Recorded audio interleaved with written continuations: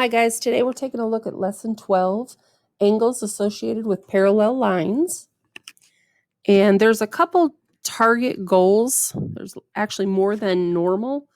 We want you to be able to know that corresponding angles, alternate interior angles and exterior angles of parallel lines are equal. You'll also need to know that when these pairs of angles are equal, then the lines are parallel. You'll also know that corresponding angles of parallel lines are equal because of properties related to translation, and that alternate interior angles of parallel lines are equal because of properties related to rotation. You'll also be able to argue why they're the same or why they're different. So there's a lot of things in this lesson, but it's actually a super fun lesson. So let's go ahead and take a look at page 127. Okay, 127, and it looks like what's on my screen. And I'm going to have you pause this video, and what you're going to be able to do is you're going to actually take a look at this, and then we're going to continue on and discuss it. Okay, what it says is in the figure below, line 1 is not parallel to line 2. So that's the first thing. Right here is our line 1. It's the top line. And our line 2 is down below it. And then it tells you that they're not parallel. And M is a transversal. So this vertical line going through here is called the transversal. You are going to go get a protractor and you're going to measure angles 1 through 8. So you're going to measure all these angles. Okay. Go ahead and write their degree measurements next to them. And then you're going to say which, if any, are equal in measure. So if you find some that are the same, why are they the same? Okay, so you can use your transparency if needed. Go ahead and do that and then come back and we'll continue on.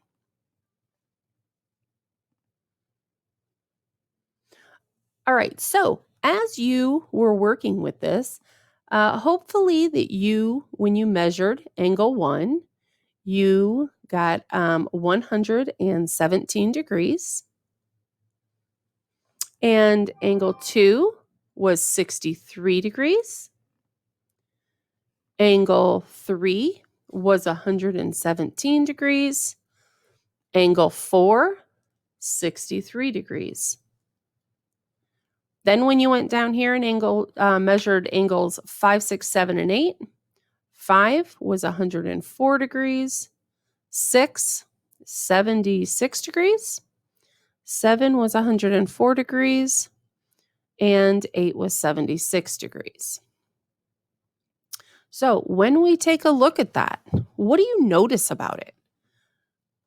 Well, I hope that when you measured them, that's how it turned out with you. Maybe you got 118 degrees and 118, maybe you were one off, that kind of thing. Not a big deal. But why are these the same? Why is 1 and 3? Because I can tell if I would write this, angle 1 is congruent. We're not going to use the congruent, is equal to angle 3. And angle 2 is equal to angle 4. And so on. Okay. Why is that? Well, if you took your transparency and you copied angle 1, how could you land that or map that onto angle 3? Well, you would rotate it, right? You would rotate about this point. You could rotate it counterclockwise or clockwise d degrees. Okay, so you would be able to do that. Now, if I wanted to look at angle 2 and compare that to angle 4, I could do the same thing. I would take that angle and I would rotate it d degrees clockwise, and it would end up on angle 4. So I know that they're the same. Another way I can look at this is I can notice that this is a straight line. If I know that this angle right here is 117 degrees, I know my straight line is 180 degrees, and this part of it, I just told you, or we measured, was 117. In order for me to find out what was left, I would do 180 minus that 117, and I would know that this one is 63 degrees. So that took care of these two angles. But now, what happens if I instead use this transversal as my line I'm looking at? So I'm going to not use this bottom half. I'm going to look right here, and we have a straight line. We also know that this measure was 117 because it didn't change. So what would be left to get 180? 63 degrees. So I can compare it out of a straight line of 180 and prove it that direction or that way. I could also do my rotate around that given point and map and see that they're the same. Now, when you went down to the bottom four angles, were any of those the same as the top? No, they weren't, right? So we can't do that.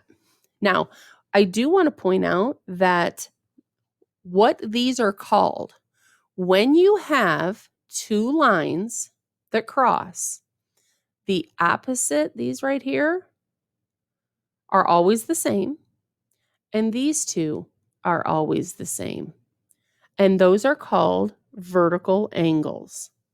Okay, vertical angles, and you will need to know that. Vertical angles. Definitely need to know that that's what that's called. Okay, vertical angles. 2 and 4 are vertical, 1 and 3 are vertical, 6 and 8 are, and 5 and 7. Any questions on that? All right, let's take a look at challenge 2. And challenge 2 is on page 128. And this one tells us that line 1 is parallel to line 2. So what does that mean? So go ahead and pause the video. You're going to go and you're going to measure those angles, see what you can find out, and see if any of them are the same, and come on back and we'll check.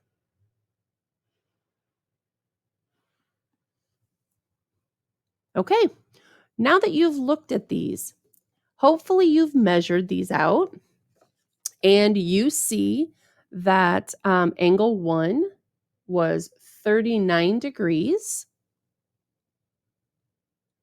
Angle 2 was 141 degrees.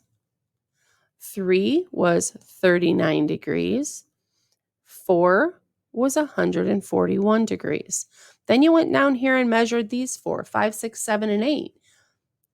And 5 was 39 degrees. 6 was 141 degrees. 7, 39 degrees.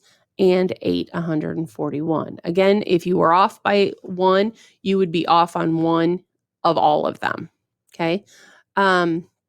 It says, what did you notice about the measures of angle 1 and 5?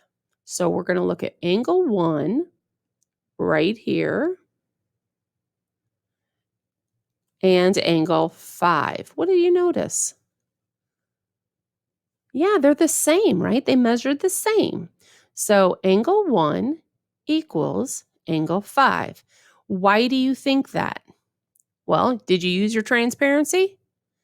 What's this called that I can make this? I can take it. Let's get a different color here. I can take this and slide it to here. That's my vector. Do you see that? I'm sliding it on my vector, and then I notice they're the exact same size. So why do I think? The angle, what's our word? Is preserved. You got it, preserved. So it did not change. Okay, it didn't change. These are the same as looking at angle 4 and 8.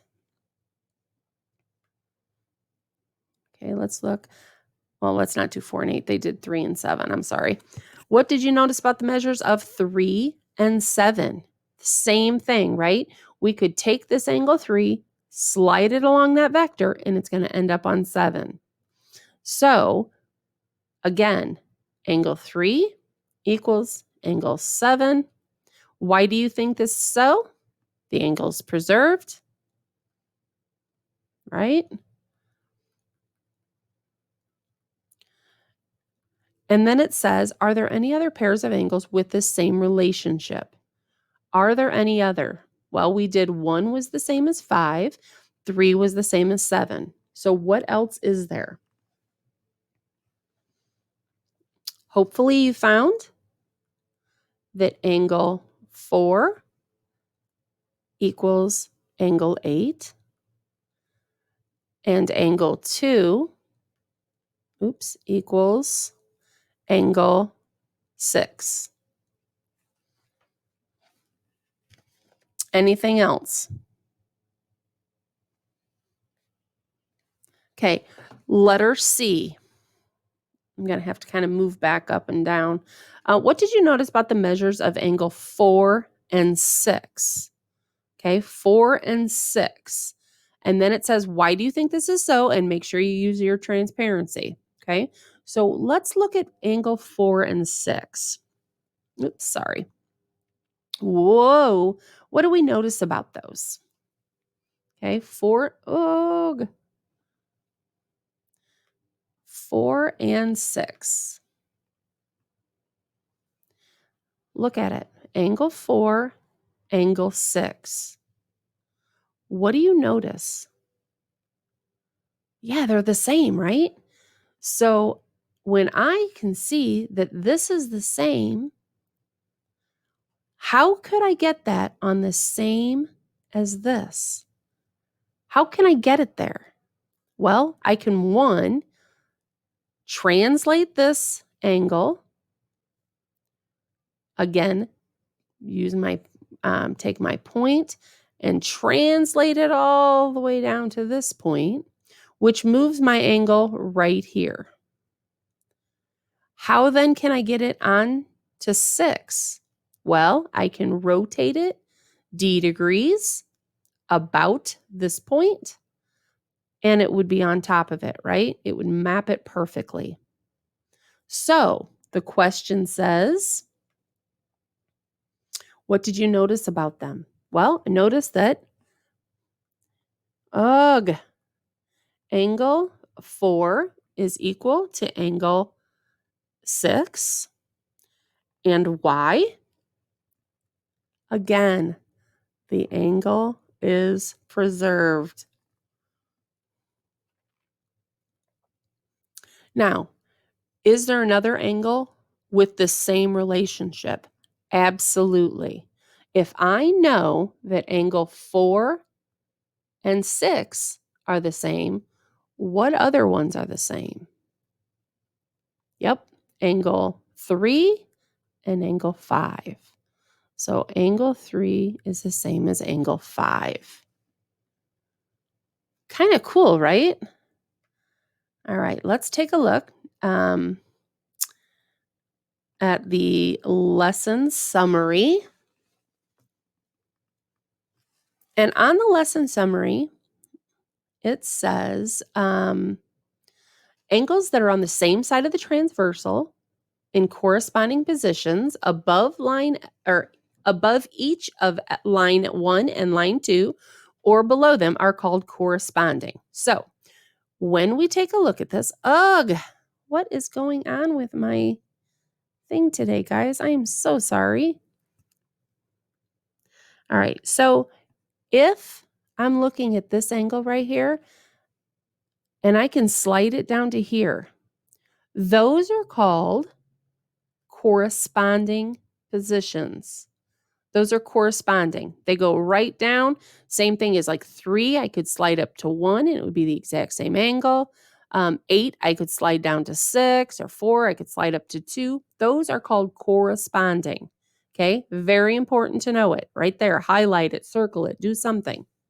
Well, then we have those angles on opposite sides of our transversal. So remember, in this case, we had 2 parallel lines cut by a transversal. It'll usually look like that, or it'll switch it and go the other direction. But that's usually what it's going to look like. Once in a while, you'll see parallel lines this way and a diagonal not normally shown. That's how they kind of try to trick you, okay? But usually it's one of these first two. Now, when it is, look at this, opposite sides of the transversal, opposite sides, okay, so here and here are parallel lines. Here's our transversal. If it is on opposite sides of that transversal, that means one's on this side, on the left, one's going to be on the right, okay? They're called alternate interior angles. So one is on the left side, one is on the right side, but they're on the inside. Interior. If you think of interior design, people decorate inside your homes. So an alternate means opposites, right? So you could have this or that. There's an alternate, okay? So one is on this side, one is on this side. There's one other set of alternate interior, which would be 2 and 7. And 6, 2 and 6. So these are alternate interior angles. Again, need to know it. The next one, when angles are on opposite sides of the transversal, here's our transversal. Again, they're on opposite sides, okay, outside the parallel lines, on the outside of the parallel lines. So it's very similar, but these are alternate exterior. Exterior, you hear that sometimes when you're going to get paint on the outside of your house. You would get an exterior paint. So those mean when we have our parallel lines, we're going to look on the outside of it. So we're going to be up here with 1, and then it's going to correspond with this one way down here because it's on the outside of the parallel and on opposite sides. So those are alternate exterior. Another set of alternate exterior would be 8 and 4. Okay, 8 and 4. Now, when parallel lines are cut by a transversal, any corresponding angles, any alternate interior angles, and any alternate exterior angles are equal in measure. If the lines are not parallel, then they are not equal. They have to be parallel. Okay? It's a lot of information. We're going to have to spend some time practicing it, but I have faith in you and you can do it. Head back to the classroom.